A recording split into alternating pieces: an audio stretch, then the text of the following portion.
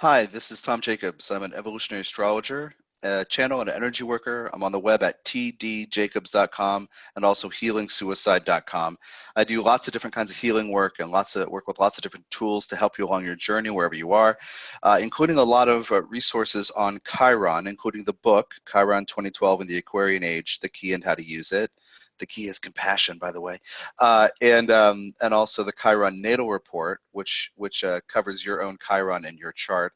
I want to be clear that a natal report is not a reading by a live person, but I've written the whole thing out, and then I take the sections that are relevant to you, based on your birth chart and transits and progressions, and make it, combine it, put it together for you. So just recently had somebody say, this wasn't like a live person talking to me at all. And I was like, yes, that's what natal reports do. They're pre-written. So anyway, this video is on Chiron and Sagittarius.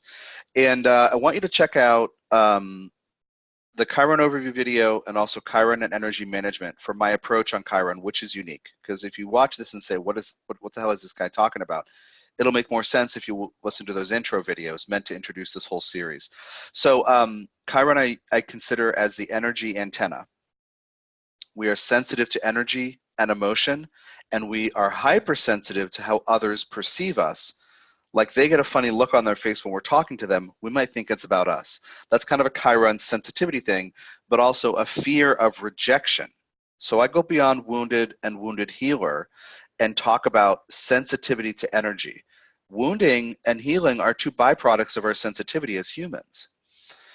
I can either internalize something and feel weird about it, leading to wounding, or I can try to help you when you're hurting, wounded healer.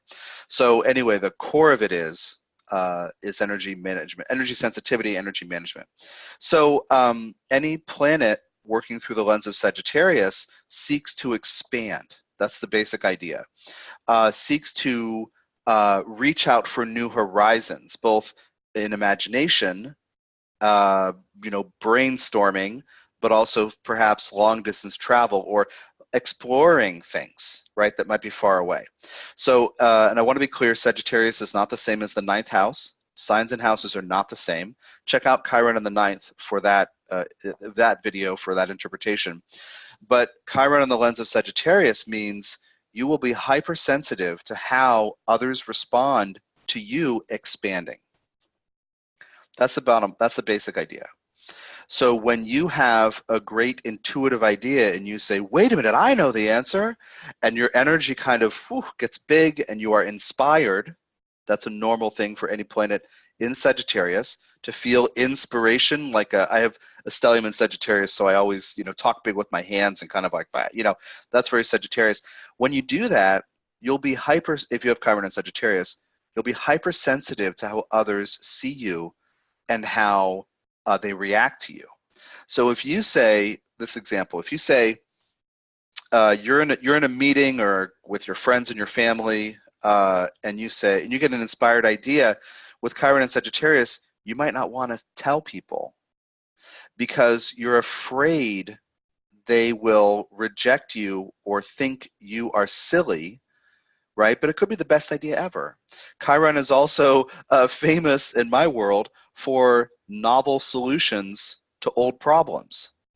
Creative synthesis, taking different things that don't seem related or compatible, putting them together, being very resourceful, and doing something with it.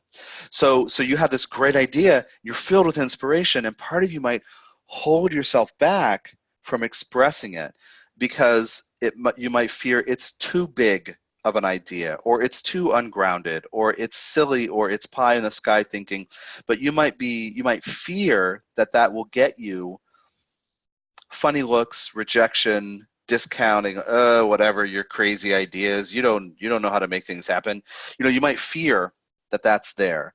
And if you do say it, then their reactions, it might sting. You might feel like a lot of salt in this wound of maybe I shouldn't have said anything. But it's about, like I said, imagination. I didn't say intuition, but it's also about intuitive insights. Think about the energy antenna of Chiron working through a sign that's related to intuition. you might pick up all kinds of intuitive hits on things and be afraid to trust them because it might seem to cost you the acceptance of others or the support of others if you say them and are wrong, or say them and someone's offended or something like that. This could, Chiron and Sagittarius can be very intuitive, but think about intuition for a moment. This is actually, I think, a good exploration here. Just because, like, I'm a professional intuitive, right? I don't call myself a psychic, but that happens sometimes. But even just as an intuitive, I get information that I wondering if that's true. This has happened actually lately with my girlfriend, where I know she's going to ask me for something in the morning. Like, I know later in the day, today's the day she's going to ask me for something, and I know what it is. And I'm like, whatever. What am I, psychic? Because, whatever. I try not to be psychic because it just seems very messy. But anyway, I'm like, whatever. And then 3 hours later, she texts me or comes over to me and says, hey, can I ask you for something? And I'm like, yes, of course, because I saw it coming. Well, if you have Chiron and Sagittarius, you might feel tuned into those things, what someone else needs, what someone else hurts about, what someone else is feeling or not expressing, because Chiron is an energy and emotion antenna. And then you might not trust your intuition or not act on it.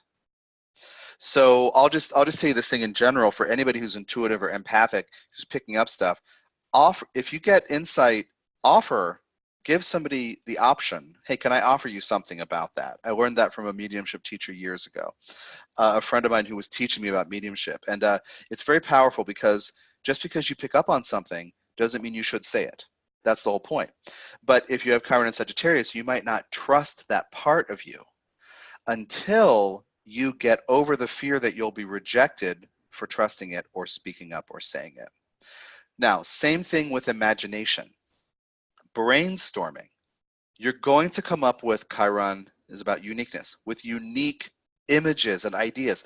So as far as imagination goes, whether that leads to, science fiction or fantasy writing or creative activities or art or physical movement, whatever it is, your ideas and the imagery in your mind might be extremely rich, but you might be afraid to express it in case it leads to rejection for some reason. Recognize that with all Chiron placements, the part that fears rejection is a baby because he was rejected at birth. That's the first wound. And so Chiron and Sagittarius people might not want to risk expansion.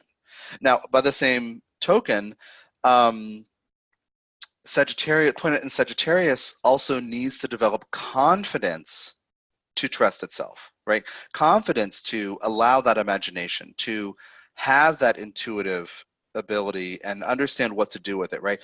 That Chiron and Sagittarius might have the person feeling, really sensitive about all those things and not having not giving the self permission to be confident. My deal with self-confidence is, sometimes I'll ask a client in a little trickstery way, what's the difference between a person who has self-confidence and a person who doesn't? And the answer is, the person who has it decided to give him or herself permission to have it. The person just chose to be confident. It doesn't mean there's always a good reason. It doesn't mean it's true that, but you can choose, if with Chiron and Sagittarius, if you can choose to trust that your unique perspective is a gift that you can give when boundaries are good, then you can let that creativity and imagination flow. So if you want the full story on your own Chiron placement, house sign aspect, as well as if it's retrograde, and also transits and progressions to your natal Chiron and transits of Chiron to the rest of your natal chart, check out the Chiron Natal Report at tdjacobs.com, and also the book on Kindle, Amazon, and through my site, Chiron 2012 and the Aquarian Age, the key and how to use it. Don't let the number 2012 in the title make you think it's not relevant, because my deal on the Mayan calendar, from channeled work that I've done for years, for 11 years at this point, says that 2012, or the end of the Mayan calendar, is the end of the calendar, but it's the beginning of a process that lasts several hundred years.